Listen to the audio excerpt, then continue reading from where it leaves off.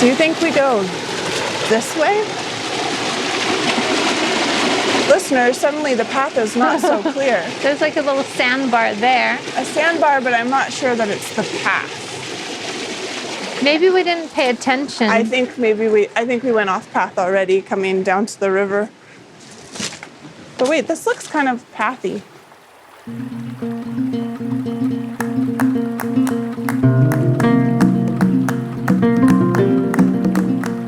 Welcome to the Any Place podcast.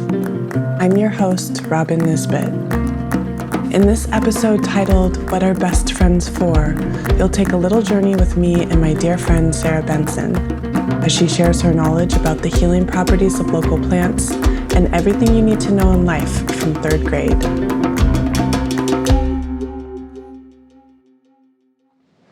We're in the canyon, everyone. It's called Ojai Canyon. Ojai was the village where El Roblar Street is. Oh. The village of Ojai. So it's the name of the village. Okay.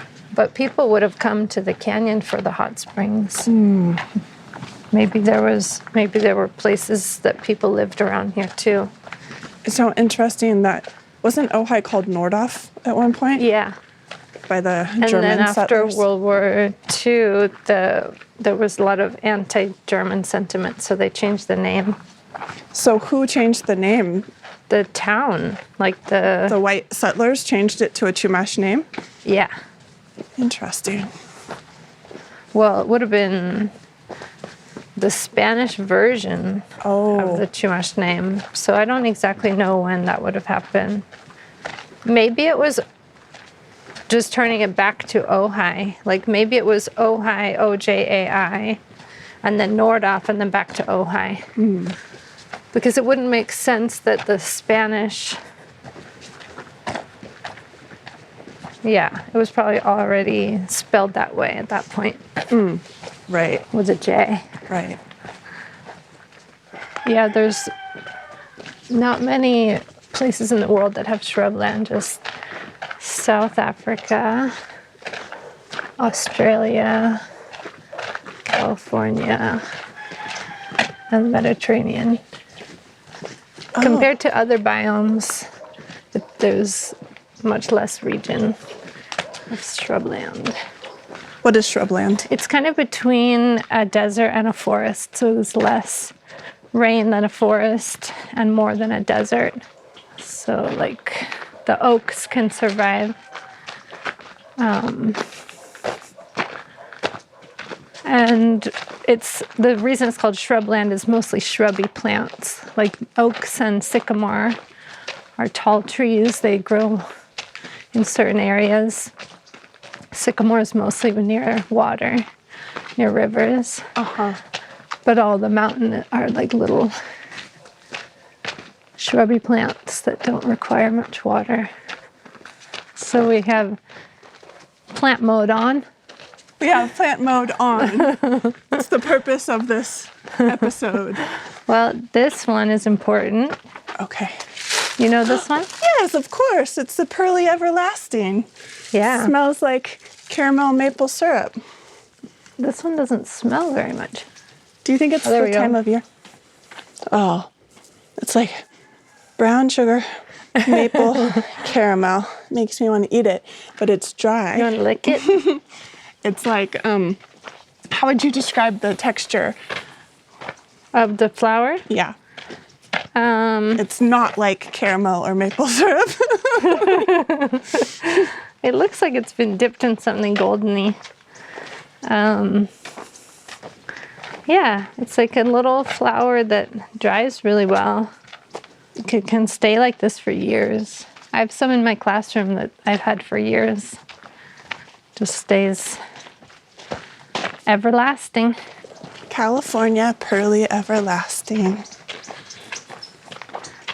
So you know the use of this one? No. This one is for flu season. You can have it, drink as much tea as you want at the change of seasons, but you can't have it every day. Oh. And how do you just brew it? You don't want to boil it, so you just put it in water and let it go on like a low, really low simmer for like 15 minutes. And then you can strain that tea and use it. You could reheat it. And your body will tell you when you've had enough. So you can listen to any like signs that your body is like, okay, that's enough. And it's the flour that you steep. Yeah.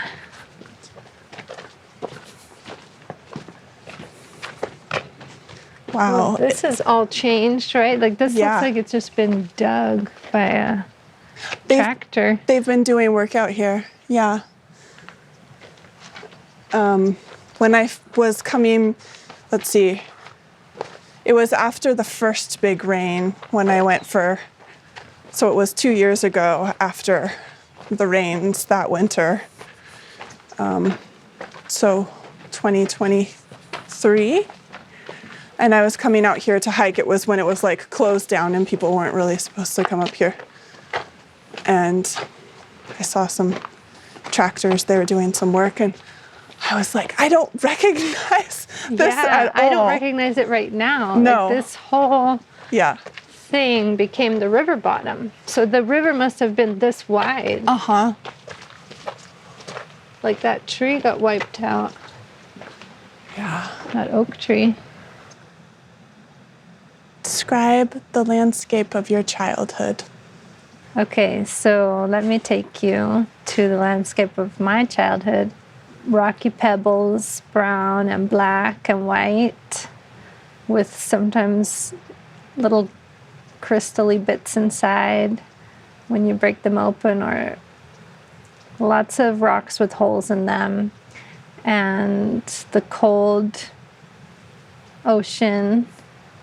I spent a lot of time on the beach, walking around looking for treasures as a kid and playing with my dad. And then the forests with, I don't really know the trees there, like what all their names are, but tall, being in the woods. Are these two different locations or the same location? Well, so like inland would be the woods and not on the coast. But as a kid, I would go to both. But really like urban landscape, like I would find nature in the city, like the snails. They were my good friends. They liked to come out after it had rained, and I would play with them. And there was a bookstore, right? Yeah. Books were my wallpaper as a kid, just growing up in a bookstore. What was the name of the bookstore? The public house. So in England, a public house would have been like a bar. And the building used to be a pub.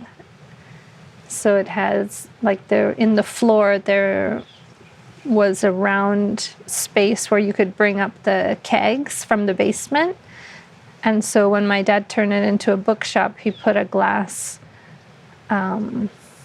window basically in the floor so you could see down to the basement. And you could, like, walk on the glass from the bookshop side. Oh, that's so cool. Yeah. Will you reveal to us now where you grew up? I grew up in Brighton, England. So we were by the beach, Brighton Beach.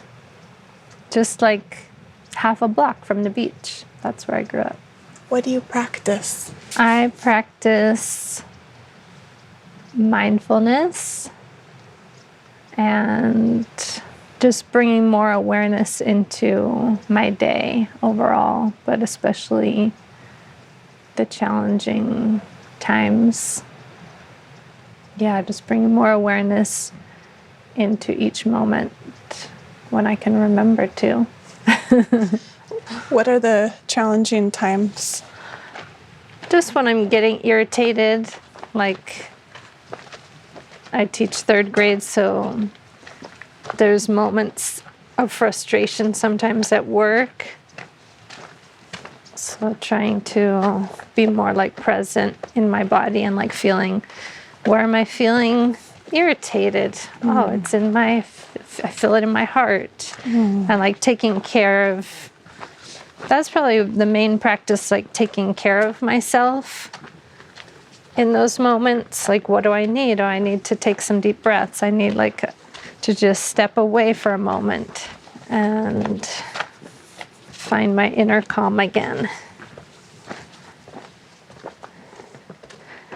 Yeah, I think I'm practicing putting myself first and what I need instead of always thinking what others need, but really like practicing listening to myself and what I need. It's so hard. It can be hard.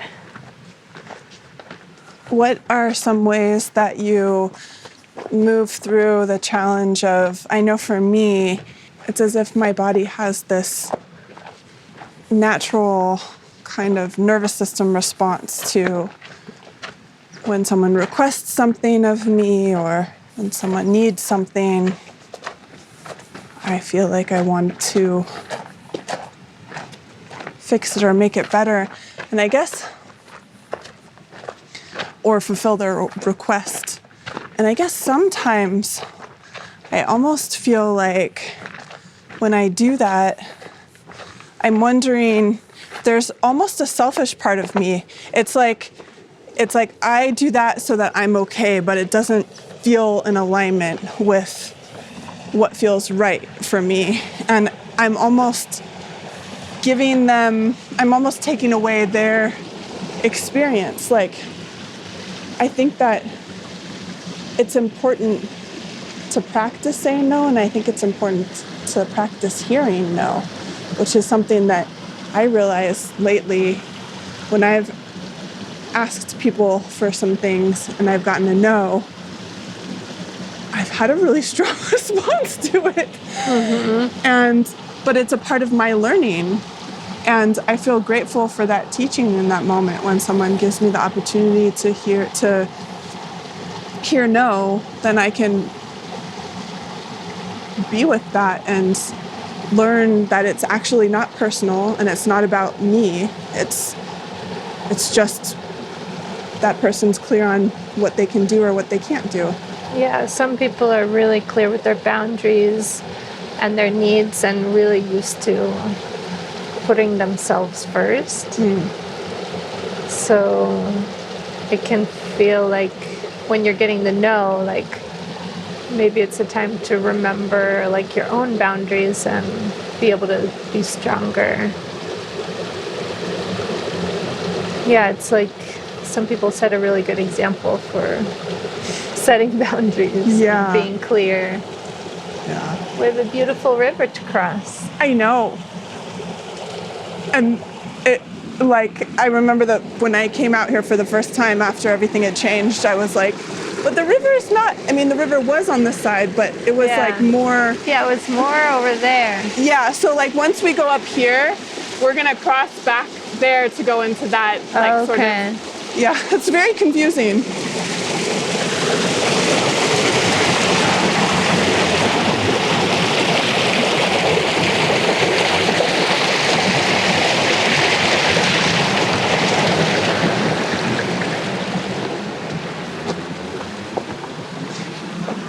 What are these? This is the arroyo willow. If you look in the water, you can see their roots. They're pink. This is not a great example. We'll find another one. So willow is obviously a really important plant for building because it's very bendy. You can make different shapes. I got to harvest willow and learn how to make an inipi lodge. Oh, cool. Yeah, tule huts, the Chumash tule huts have willow poles. But you could see all around, like all where we were walking, all of these arroyo willows would have been uprooted from the storm, but their roots were maintained underground, under the rocks, basically. And they're all starting to come back. So eventually all of this will be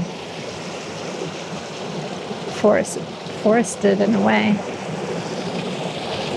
They grow by the water. I just remembered that I bought some tobacco specifically for offering to the land, especially when I'm doing something like this with a purpose that I want to bring forth into the world, and feel like it's important to ask the land and to give something. So I'm not actually harvesting willow, but I'm harvesting ideas and thoughts that are gonna we're gonna build something from this. So I give thanks. Yeah, give thanks. I want to take some. Ask that this knowledge that we harvest today, that we do it in a good way, and that we walk with respect and integrity on this land. And that respect and integrity also feels like a practice of taking it into all of the senses, feeling it into the back body, feeling it in my skin, taking in the smells, the fragrances, the texture of the air.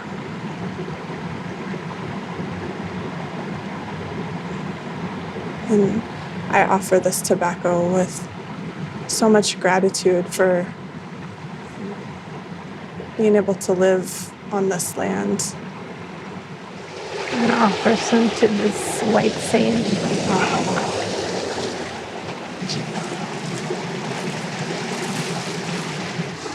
Will you talk about the white sage? Yeah. So white sage is really good for the nervous system. You can take one leaf and put it in your water bottle. And actually, that's ancient wisdom of Chumash culture, but it's been studied by scientists in modern times, and they have found that it relaxes the nervous system.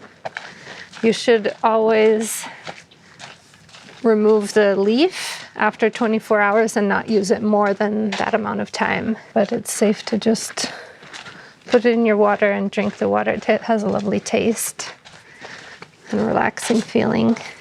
This is Yerba Santa, but I'll just say one more thing about the white sage, that it's a sacred plant that you can burn. And I think there's also a misconception that you need to pack a lot on when you're making a sage bundle, right, when really you can just take one leaf and burn it and that's enough.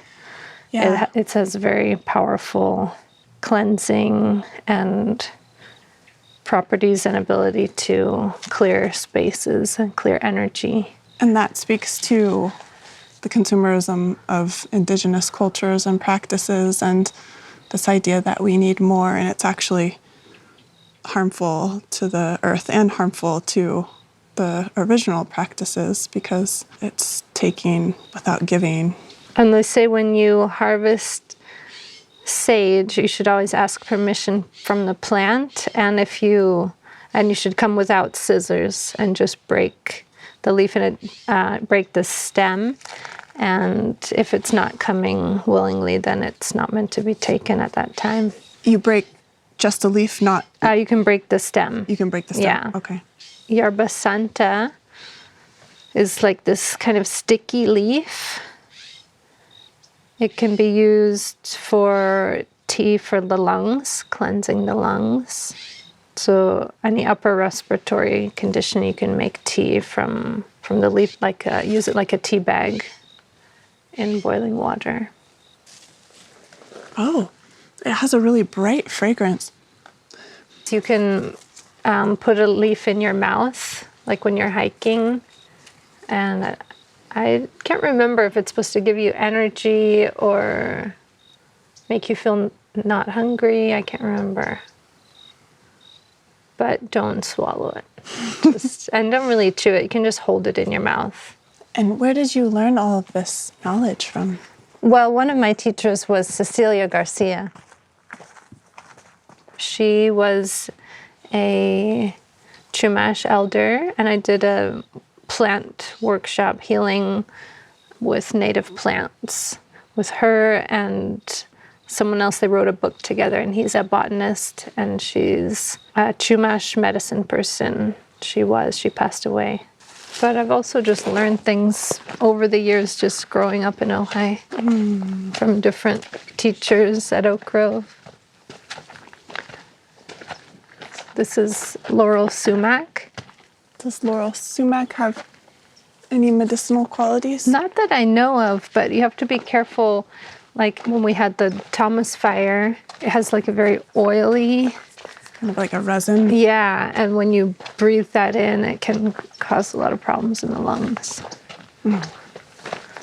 Speaking of natural disasters, today is January 8th, and the winds are really fierce right now, and there is a national state of emergency has been declared because of the winds and the fires in Los Angeles.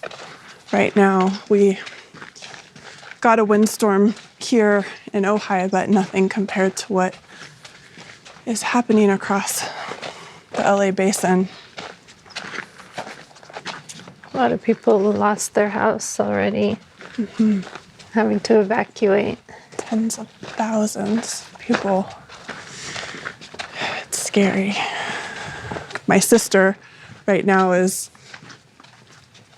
on top of her apartment building, like hosing down the roof with her neighbors, and it's this coming together and also remembering their warrior spirit. It's amazing what people can do in the face of adversity. Yeah, it is amazing. Like just the amount of strength and compassion that can come out of people. I mean, think about like in LA, you might not even know your neighbor. Right. And now you're like hosing off the roof together. Yeah. And checking in on each other probably. So there's a silver lining. Yeah. Which way do you want to go? Let's go this way. What was it like here during the Thomas fire? This canyon burned, and miraculously, I think only maybe 5 or 6 houses were lost. So the ones before Jeff and Karen's house. So Jeff and Karen saved their house and their neighbors by hosing down the roofs and pretty much fighting the fire. The firefighters didn't come till the next day. Wow. Oh, quail. I always feel so like I've disrupted their... I mean... They'll come back. Okay. This is black sage. Yeah. Black sage is also good for relaxing, soothing the nervous system. You can put some of the leaves in an old sock and put them in a bath, or you can just massage the sock and let the aromas relax you. It's so amazing how the medicine is in the land. Is there a medicine for poison oak? Yeah, the mugwort. Mugwort? Okay. Yeah. That's right. See, I remember you've taught me things. Yeah, it's interesting because growing up in England, there's that same... So there's stinging nettle, yeah. And then... burdock? Yeah. Dockweed. Dockweed, that's what, yeah. I don't know if burdock is the same. It's probably the same family. Okay. And then it's the same thing. You rub the medicinal one on the one that's causing a skin reaction, and it soothes the skin. What's that? I don't know this one. See, this is a great example of a shrubland plant, like really small leaves that don't need a lot of water. Right. It kind of almost looks like a rosemary plant or something to describe it to the listeners. Yeah. It doesn't smell like rosemary, but... This is coyote brush. because it kind of looks like coyote fur got stuck to it, these little furry white flowers. They look a bit like Pearly Everlasting, like these little... Oh yeah, you're right. Like the little flower part. Yeah, or the even the poofy... Yeah. What is this? Like the palm... Those are the seeds. Oh, the seeds. The soft part of the seeds. So this is really good for when you're reforesting an area, like in the Ojai Meadow Preserve, they want to bring back an oak woodland. So they're planting coyote brush. And what happens is they plant a baby oak tree near it, and it provides shade for the baby plant. Oh. And it also attracts birds, and then they poop, and that fertilizes the soil for the oak. Amazing. So these must still be from the fire. Yeah, all this burned. So just see the resilience of the plants, how most of them have come back. Right, because when was the Thomas fire? I remember we went for a hike maybe a year after, and I wasn't living here yet, and it was charred out here. This is like 5 or 6 years ago, 6 or 7, I can't remember. And now there's just so much that's come back to, everything has come back to life, except for we find a few. This is manzanita.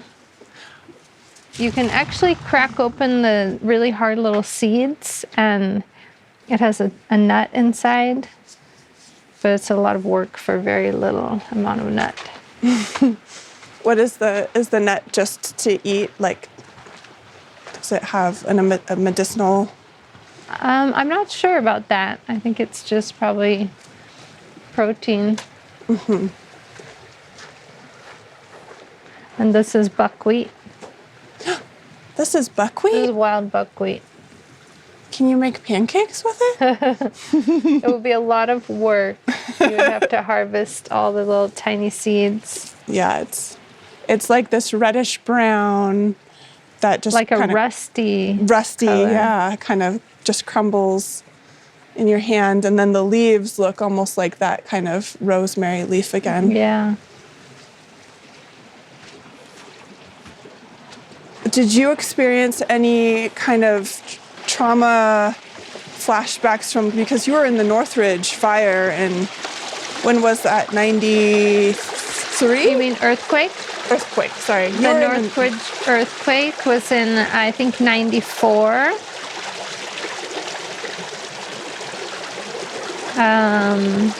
No, maybe 92. I had like the wrong memory of this. Like I had remembered being 12, but then it turned out when I talked to my mom about it that I was probably 14. You were 14 because it was after we were in junior high together. Yeah. And you were at the epicenter, right? Pretty much? Near, yeah. Yeah, I think what happened to me with that was like I hadn't realized I'd been holding all of that body trauma all of those years until we had the earthquake, a year and a half ago in Ojai, and then it all came to the surface, all this like fear that was just stored in my body, and I hadn't been like thinking about being afraid.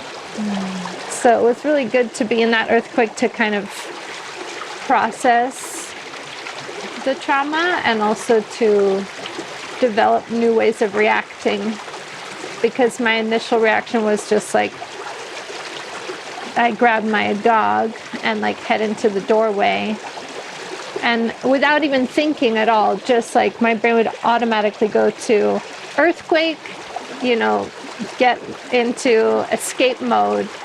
And then with some of the aftershocks, I started operating more from awareness than just flight and fear, where I would have the thought like, oh, this is an earthquake, I'm going to do this. Like, I was still doing the same things, but not in a just gut fear reaction mode.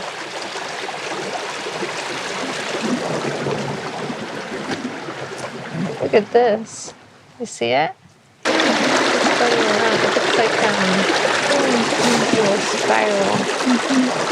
It looks like a Because they horn. don't all have that. Yeah, this one has one. And wait, this is black sage? Yeah. And laurel sumac. Yeah. And then this is California sagebrush. Which one? The kind of bushy one there, like yellowish green, this big bush here with the tall, spindly branches. And that one, I think that's one that was used in sweat lodges to purify the body. Like you can rub it on you to. Part of the purpose of going in the sweat lodge traditionally would have been to cleanse the body before a hunt so that you don't smell like a human. So you can smell, you'd get all of the body odor out and then have the smell of plants so that the animals wouldn't smell you coming. Well, they've rebuilt this trail because this was the last time I came up in here. This was not, there was no trail here. Oh, wow. Yeah. It looks a lot like the old one. I know.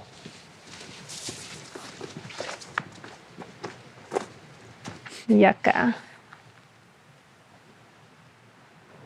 And you can make baskets out of yucca. So- Yeah. I mean, one of the many things that you can make into baskets. Do you remember when we tried this interview before? There was a rattlesnake that crossed the road. Yeah. I know. I didn't know that they could swim until Karen told me. I always take it as a good sign when a snake crosses in front of me. Yeah. This is mugwort. Oh, right. You can also make tea from mugwort, but it's pretty strong. So you don't need much. And what does These are the leaves. They have really silvery color on the bottom of the leaf. And what does the mugwort do? You can use it for sleep. You can just put leaves under your pillow or make a tea. And then it's for poison oak. Right, right. Oh, look at the moon. It's a waxing gibbous. Oh, yeah. Will you explain what, if it's a waxing gibbous, what is the orientation of the sun to the moon to the earth? It's hard to explain without a diagram. I know, I feel like I need visuals. So think about it here. This is Earth, right? And Yeah. here's the sun. So if this is the moon between both of them, Yeah. that would be a new moon because there's no light on the side of the moon that we can see. And then in 1 month, the moon is going to make this circle around the Earth. So this would be first quarter. Now you can see basically half of the moon is lit, but you can only see a quarter of that, or half of that, half of the quarter. This is why it's hard to explain. And then gibbous would be seeing like what we see now, when the moon would be here, and then that would be full moon. If it was a lunar eclipse, the Earth would be blocking, but since it's mostly not going to be a lunar eclipse, the full angle would be seen by the sun, and then it'll be waxing gibbous, third quarter, back to new. Sorry, listeners, you can't see what we just did, but you can. I'll give you Sarah's phone number, and she'll come to you and do a live demonstration. Ooh, we're going through the arroyo willow branches. If you ever need to know something, just ask Sarah because she's a third grade teacher, and third grade teachers know everything. That's what I always say. Sycamore. So often I see the sycamore roots wrapped around a rock and like Look, this coming is an up out of oak the earth. tree. This is an oak, and this is a sycamore. Oh, wow. Oh my, you're right. Their roots are intermeshed, and they're hugging a rock. And they're like grown together at their trunks at Yeah. the base. And they've kind of been pushed up on this pile of rocks. They have hardly any earth around their roots. So I wonder how long they're going to survive like this. Wow. Maybe because they're next to the river, they get enough water. Look at all that algae. What are some of your favorite things about teaching? I love it when kids are having a hard time understanding something and then I'm able to explain it or like provide manipulatives to make it understandable. And I love those moments when they go, oh, now I get it. Like with math and things like that. What are manipulatives? So for teaching place value, we have the little 1 cubes and the 10 rods and the 100 flats. And I also have the 1,000 cubes. So like seeing numbers in their place value. It could be anything like counters for representing multiplication with like building an array with colored tiles, or doing fractions with like 3/4 of the counters are red or whatever. I have millions of math manipulatives I love to use. And I love when I'm able to like set up the environment for learning, and then the kids don't really need me anymore and they're just doing the whatever it is, the routine, the learning routines, and supporting each other and helping each other. I love that. Making myself obsolete by like setting it up where kids don't need me all the time. And I love teaching conflict resolution. Oh, talk to me about conflict resolution, but first can we describe this rock? This is sedimentary. This is sedimentary because you can see the layers that have built over time. And there's this like, these big sort of like patches of like sandy, orangey brown that are inside like a whiter sandy. And it's color. so smooth from the river, right? Yeah. Like it feels so smooth. So smooth. And then there's these cracks and creases and bumps and waves. And like circle divots, like hollowed out. It's a beautiful rock. It's a beautiful rock. So tell me about conflict resolution. So the steps are first to cool off. So if somebody is upset, it's not a good time for them to talk about it. They need to first calm down. So giving kids ways to cool off. Sarah, where are you when I need you? Yeah. With some conflict resolution. I know. Step number I need one. to teach myself. And it's like checking in with themselves to see, like, is this something they want to ignore? Is it something they want to talk about? Is it something they need help with? Is it a problem that's like reoccurring?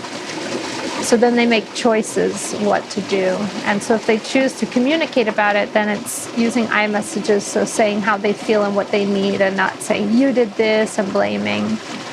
And then listening to the other person. Or maybe the other person would use reflective listening. I teach them how to reflect back what they heard to make the person sharing feel understood. And then coming up with a plan depending on the situation, asking for what they need, finding resolution, having empathy. Beautiful. Do you think we go this way? Listeners, suddenly the path is not so clear. There's like a little sandbar there. A sandbar, but I'm not sure that it's the path. Maybe we didn't pay attention. I think we went off path already coming down to the river. But wait, this looks kind of pathy.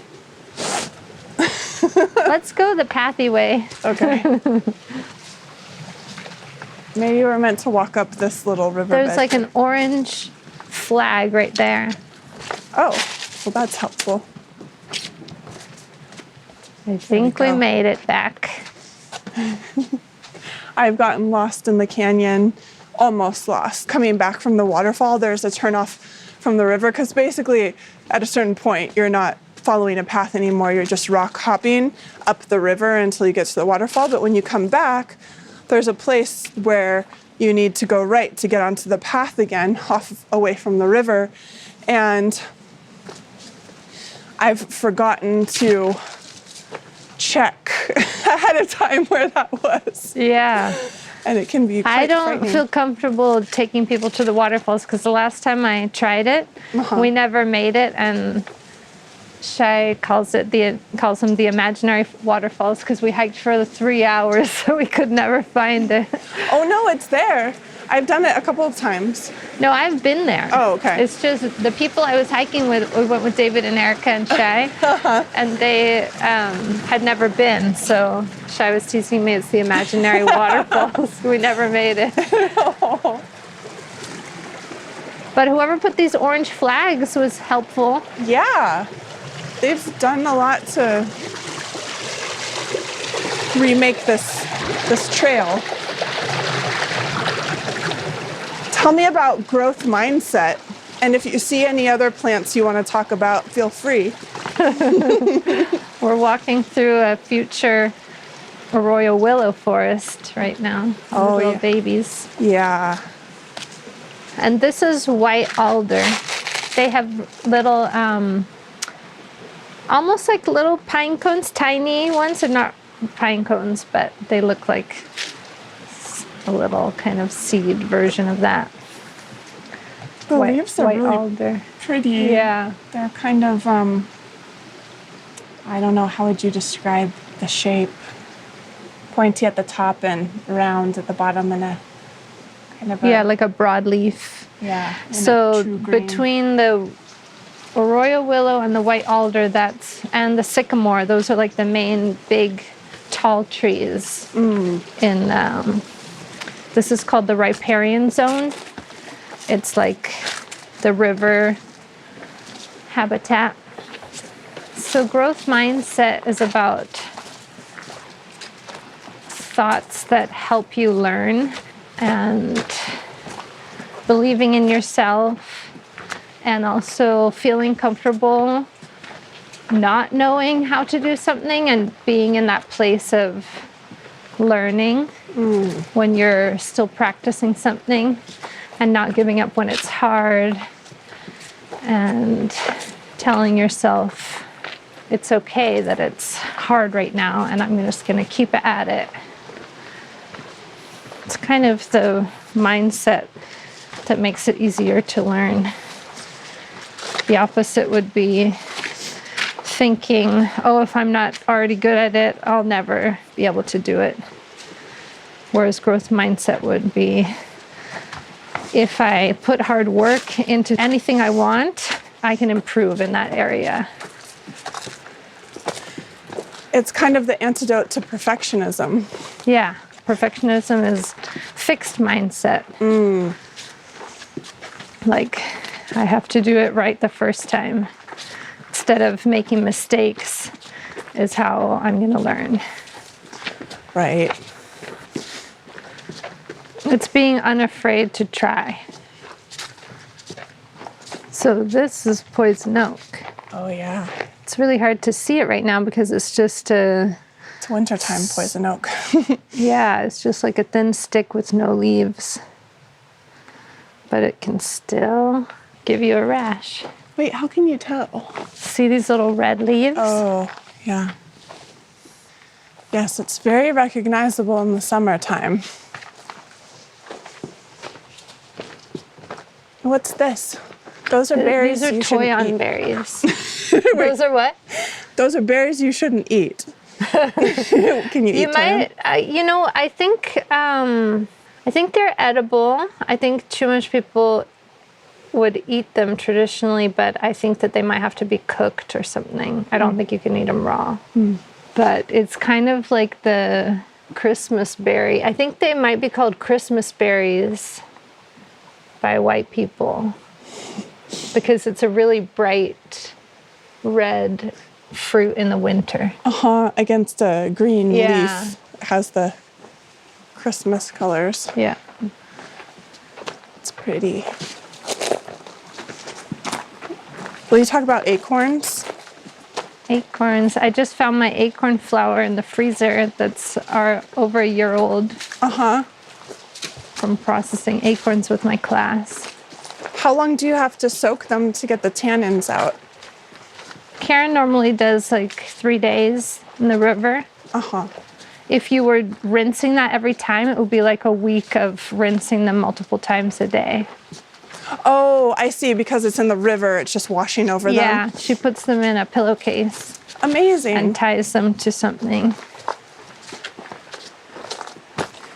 And then do you ground the acorns before you cook it, or do you cook them before you ground it, or how does that work? So to make the flour, she leaches the acorns in the river and then dries them and then grinds them, and then that's a flour that you can cook with.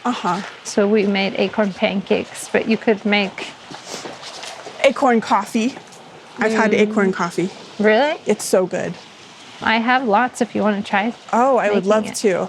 It has so much nutrition in it. It's very high in protein. It fights cancer. Ooh. So it must be high in antioxidants. Yeah. And it's good for people like me who are never-endingly hungry. And it's filling. It has a kind of a dense. So acorns were traditionally eaten 3 times a day. Ooh. Do you know how Chumash people cooked? No. They used baskets, but they obviously couldn't put a basket on the fire because it would burn. So they would use lava rocks and heat up the lava rocks and then put the hot rock. They would use like antler horns to lift a hot rock out of the fire. And lava rocks are good for heating up in the fire because they don't explode because they have so many holes in them. Like other rocks have like little air pockets that are trapped that then explode when heated up. Lava rocks don't do that, so they would use those and transfer them to a basket of acorn mush, and then the hot rock would literally make the mush boil instantly because it's basically like a burning coal. The museum in Santa Barbara, a natural history museum, is going to have a new Chumash exhibit that's just about baskets. Oh, amazing. And all of their other artifacts that used to be there were given back to the tribe because they're opening their own museum in San Ynez. And the Chumash people just became protectors of the whole marine section between our coastline, like Santa Barbara, Ventura, all the way to the Channel Islands. So that's a huge marine sanctuary that the tribe is overseeing. That's so good. Yeah. I think we should turn around because it's getting cold. This is a choke cherry. Choke cherries come in September, and they're really yummy. It's bitter, but I really like it. It has a huge seed that you can make kind of like refried beans with. Teaching with the concept of growth mindset, is there pushback a little bit, or do you find that the learners that you're working with already sort of come from a culture of being open to this way of thinking about learning, or that they're at an age where it's really easy to adopt this style of learning? Because I feel like our general culture sort of it teaches the antithesis of that. Yeah, I certainly have all types of learners. So I have some that already have a really strong growth mindset, others that can easily let go of their fixed mindset and adopt a growth mindset based on me talking to them about it. I normally show them some little videos about the brain. And then other kids who it's just harder for them to switch. Like they have a pretty strong fixed mindset about like not wanting to make mistakes. It's like you said, those perfectionists, it can be really hard for them as learners because they don't want to take the risk of getting something wrong. So I'm saying this more for me. Well, maybe it is the risk of getting something wrong, but I think as an adult, it almost sometimes feels like the path gets more and more narrow and the choices we make are more and more critical. And why put our attention and energy into something if it's not going to go the way we want? Yeah, I would say like it's harder for adults, for example, to take my aerial class because it's a lot of hard work. Whereas kids are more willing to put in the hard work because it's also a lot of fun. And it can be harder for adults to be in that more like vulnerable state of where you're making mistakes and that's how your brain is learning and growing. Right. And there's the physical challenge of aerial, using that upper body strength and core strength to use the fabrics and the apparati. Yeah. Because that takes time to build that strength. So it's a physical demonstration of how growth mindset can work. It's not something like that might feel a little bit more accessible because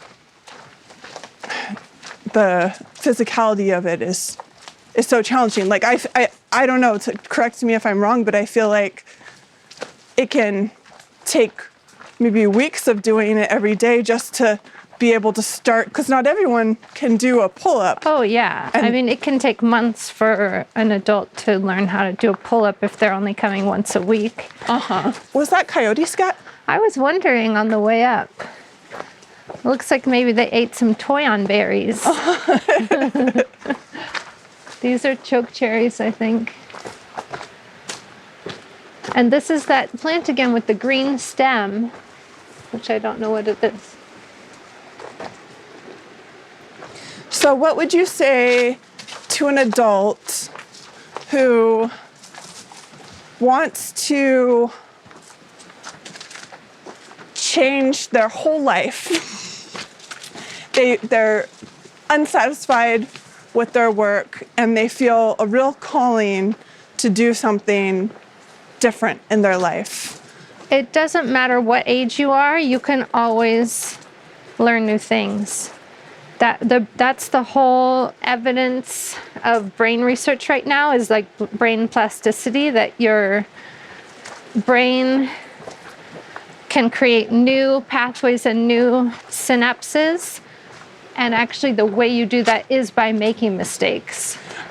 So you can learn and grow and do new things at any stage of your life.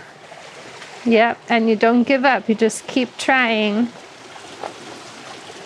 So there's a certain amount of tenacity and desire as well that's required, would you say?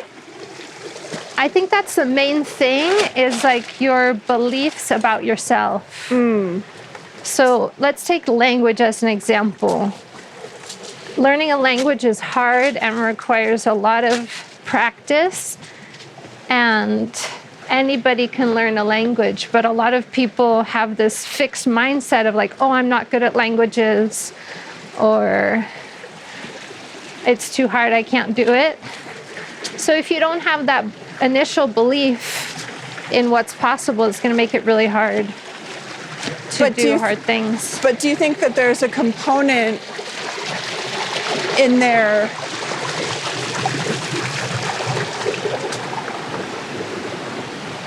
desire seems to be an important part of it? How badly does someone want to do something? Yeah. Maybe they try to learn a language for a little while and then they decide that they would rather watch TV instead. Yeah. Do you think the watching TV is a part of the defeatism? I think there's also an aspect of this that has to do with wanting something because it sounds good, or really wanting to do something because there's interest there.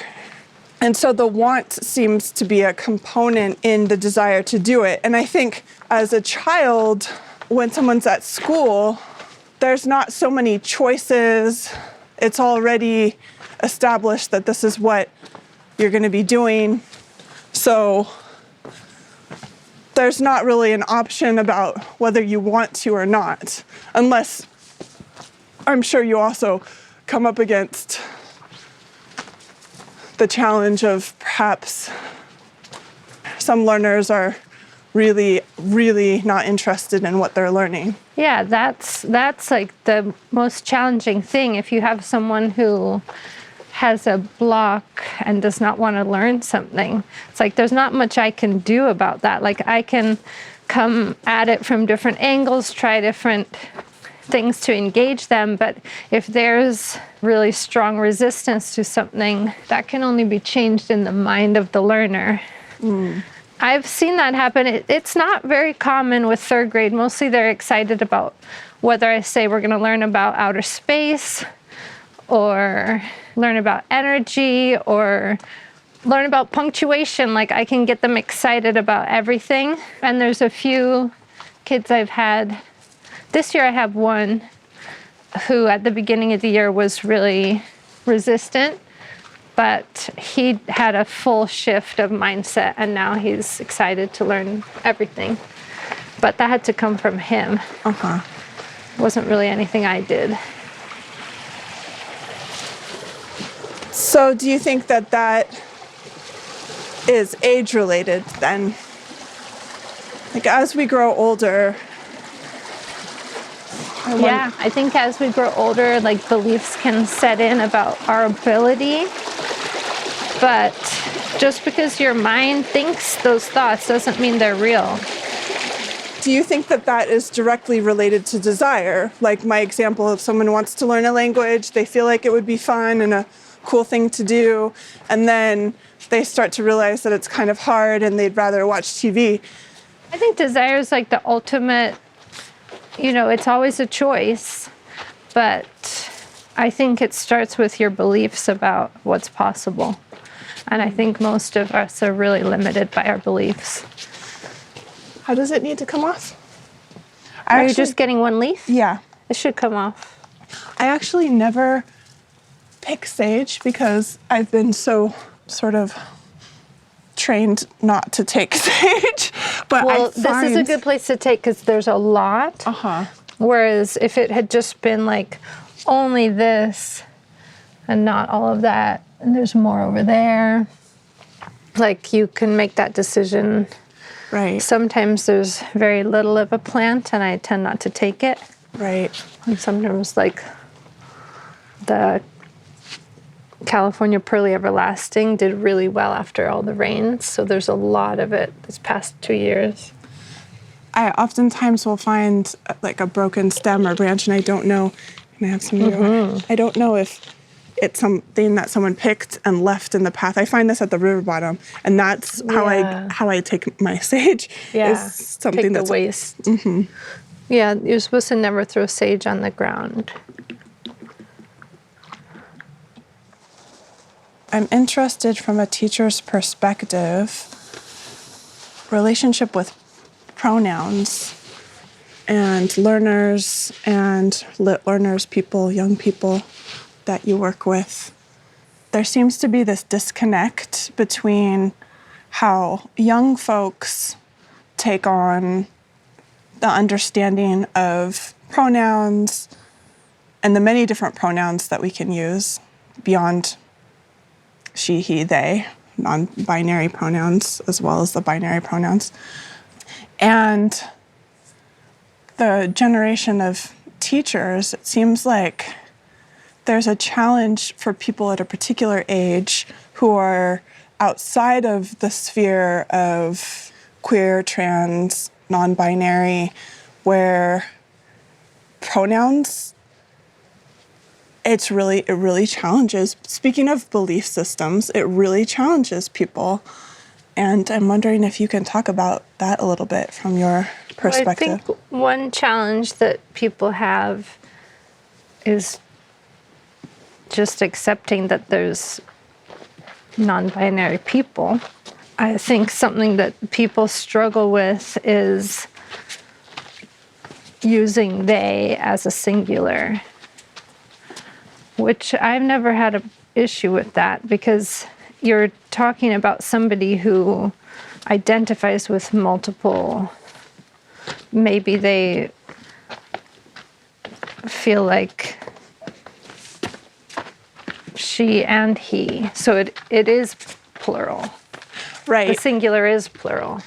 And it's also something quite natural in our language. Before there was this awareness around non-binary, if someone's talking about someone or referring to someone and they don't know the gender, they is already incorporated into our language. Mm-hmm. Yeah. But I think in terms of like my class of third graders, over the years I've just seen like that it's very easy for them to start calling somebody by a different pronoun, and of course they would make mistakes, but as a mindset to accept that there's multiple genders, that's very easy for kids overall. It's just a case of understanding that people feel differently, and that's okay. I'm thinking about also norms. What does norm mean? There's already a culture in the classroom which lends itself to that, perhaps your classroom, not every classroom, or a culture of social media that might not be passed down from parents, that lends itself to understanding and accepting, whereas I feel like we grew up in an age where that culture wasn't present. Mm-hmm. And what do you think it is about now that makes it more accessible? I think media has really accepted it. So like if you look at books and shows for kids, there's a lot of inclusion of multiple genders beyond just male and female. And I think that we would have been open to it too if that was our time.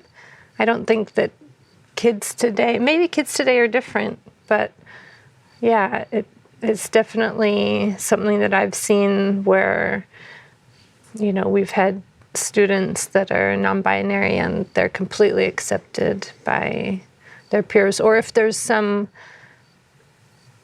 confusion, kids will ask questions about what it means. Mm.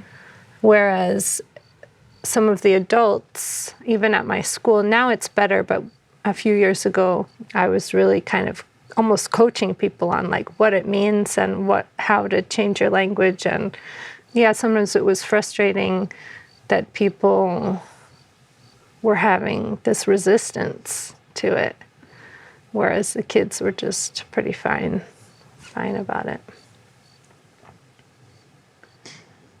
It's interesting anytime people's beliefs are challenged in some way, even around, and it shows up as, like you said, it shows up as a grammatical issue. I've heard that before, and I think people just aren't doing the work to see what's underneath that. Mm-hmm. Well, like now, my 8 is non-binary, so that's really nice to have an example of somebody at our school who's a teacher, because we've had students over the years, and now we have like a lot of diversity within our staff of like, different sexual orientation and gender identity, and yeah, it's nice to have those examples for kids in the adults that they love at school, so that they can just form like positive associations with what that means in a human. Because I remember growing up and being at Oak Grove as a kid and feeling like I would have identified as non-binary because I felt like I was always between two worlds, and I recognized in myself a lot of masculine energy, but I felt somehow, also maybe because I've always been very tall, I felt some shame around it, and it would have been so nice to have access to a different way of languaging that, to where it it more acceptable, which is to say, I think a lot of this comes from as humans. There's a deep need for a sense of belonging. And so what does that look like? Sometimes that looks like needing to follow what other people are doing, even if it doesn't feel good, just so that one can feel like a part of something. Mm-hmm. And I felt so often as a child like I was not a part of something, like I was sort of on the periphery. Yeah, I felt that way too before I came to Oak Grove. Mm-hmm. Like I was the only vegetarian in my school, maybe in my town. Mm-hmm. And just that I didn't really connect with peers. And I think what got me through that was just being a big sister. I loved being around my siblings, mm-hmm. and also in my neighborhood being like one of the older kids and playing with a lot of younger kids. Like I've found connection through that. And that was in Ontario? Yeah. Do you remember when you first visited Oak Grove? Yeah. Do you remember me? I remember Mary. I can't believe you don't remember me. I don't really remember anybody. Well, I remember you. I also remember Juno. And I remember actually specifically what I was wearing when Juno came to visit. I don't know why I remember this, but it was one of my favorite outfits. It was my dad's Magic Johnson sweatshirt, and I lived in that sweatshirt, and it had some blue kind of speckled throughout, and I had these matching blue leggings. It was probably huge on you. It was huge. I would roll up the sleeves. But, well, it was 5th grade, I think, so I was 11. I was already tall. I remember it was art class, and I went to get some yellow paint, and there was one of those paint dispensers, like those big ketchup ones, and I squirted it, and it sprayed paint all over my white shirt. And I was so embarrassed because I was visiting. I think I visited for a whole week, though. Yeah. Because I came all the way from Canada. And I came by myself. I was so brave. You were so brave. I was 12 and I came 3,000 miles across to another country to visit a school. I remember thinking you were very serious and boring. I was serious and boring. But Sarah, you became my favorite person in the world. I wish we could have been friends back then. It's so pretty. The light is so pretty. Yeah. It's like dusk happens forever in the canyon. Sarah, what is your prayer? My prayer is that I will be able to connect with my higher self and my higher consciousness more and more in each moment in my life, and that those around me will do the same, and that human beings will start being better caretakers of each other and the earth, and to step into why we're meant to be here. Yeah, to do more good for each other and the world. Thanks, Sarah. Yeah. By the way, everyone, this is my best friend. Thanks for being on the Anyplace podcast. It's my pleasure.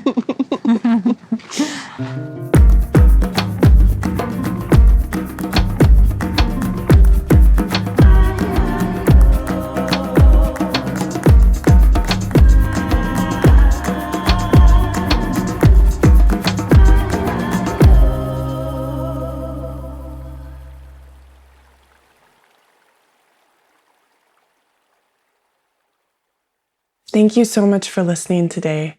For more information about the harmful extraction practices of the white sage industry, you can watch the short documentary Saging the World.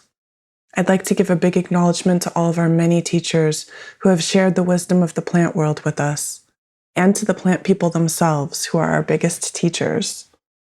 For more information about the podcast, please go to anyplacepodcast.com and follow us on the socials. This episode was recorded on the traditional homelands of the Chumash people.